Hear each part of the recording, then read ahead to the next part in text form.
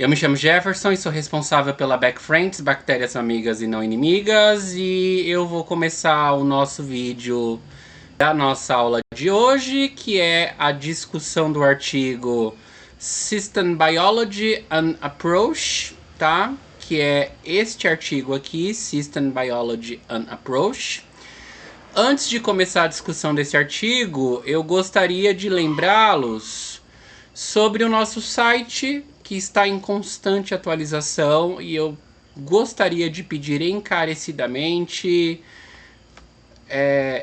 com muita ternura, que vocês, caso vocês possam, deem uma olhadinha no nosso site e opinem sobre ele, se ele tá bom, se ele tá ruim, se ele tá fácil de usar, se tá difícil, se não tá.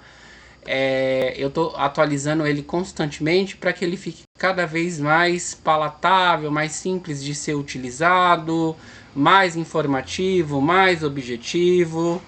Então eu peço esse favorzinho, se vocês puderem dar uma olhadinha no nosso site, eu agradeço, tá? Também lembrando, as aulas do curso, tá? As aulas do curso de Bioquímica Bacteriana estão hospedadas no canal do YouTube. Então tem uma playlist aqui no canal do YouTube chamada... essa playlist chamada Bioquímica Bacteriana, tá? Então ao todo a gente já tem aí, somando todas as aulas, temos 15 aulas, tá? Com essa vai ser a aula de número 16, no caso é a aula de número 11, só que eu divido em parte 1, parte 2, quando fica muito longo, tá? Não vai ser o caso para esta aula, ela vai ser relativamente curta. Esse artigo que a gente vai discutir e a próxima aula vai ser a atividade. Tenho 29 anos, sou biólogo, sou microbiologista, atualmente faço doutorado também. Pronto, desliguei aqui. E a atividade, ela se encaixa muito bem com o próximo tema que a gente vai ver, né? Que são redes metabólicas, tá? Então, esse artigo científico, que é o System Biology, né, que ele está linkado com a biossíntese, eu escolhi para falar de biossíntese, ele também serve muito bem para falar de redes metabólicas, né?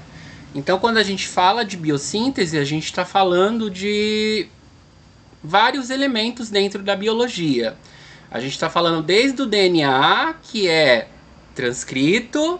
Esse DNA transcrito, ele é traduzido, e ele vira aí uma proteína. Então ele é um DNA que vira um RNA, vira não, né? Ele se torna, então DNA, RNA, proteína. Isso a gente conhece como dogma central da biologia, né? Então a biologia, ela tá basicamente, ela tá intrinsecamente envolta em cima dessa teia, que é o DNA, RNA, proteína. DNA, RNA, proteína. Isso é a biossíntese, basicamente. Quando a gente pensa em biossíntese, quando a gente pensa em metabolismo, a gente está pensando nisso. E isso, basicamente, forma o que a gente chama de biologia de sistemas. Genômica, transcriptômica. Vamos anotar? Fica melhor anotando, né? Deixa eu anotar aqui. Então assim, a gente não esquece. Eu peço perdão pelo barulho das motos.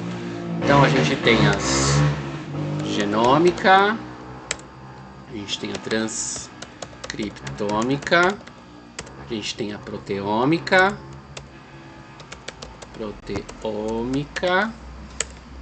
a gente tem a metabolômica,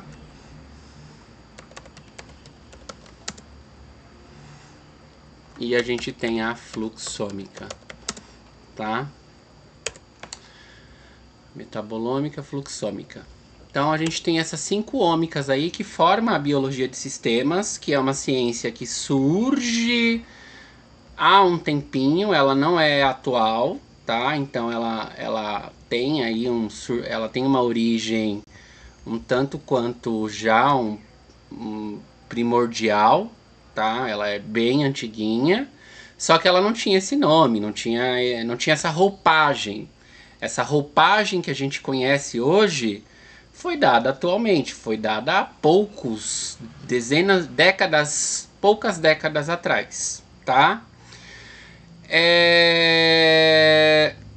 Então, a biologia de sistemas, ela se comporta aí, ela se concentra em estudar como que o DNA, ambiente e fenótipo eles se relacionam, né?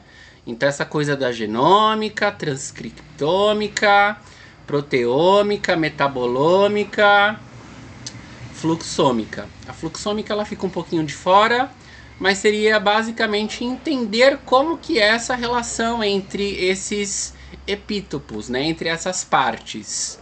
Seria basicamente isso que se concentra a biologia de sistemas, as ômicas, tá?